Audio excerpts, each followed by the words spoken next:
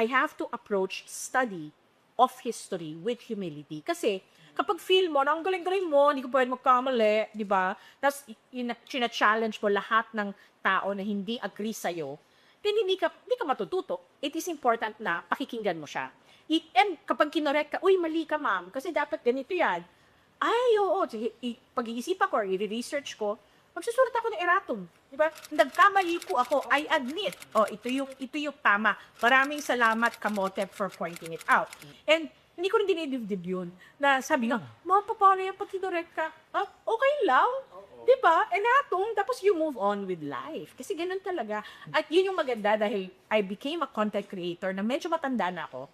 Hindi na ako diba? Hindi ko na dinadamdam. Sabi ni Amiga, hindi mo dinidibdib. Ako gusto kong dibdiban ng mga...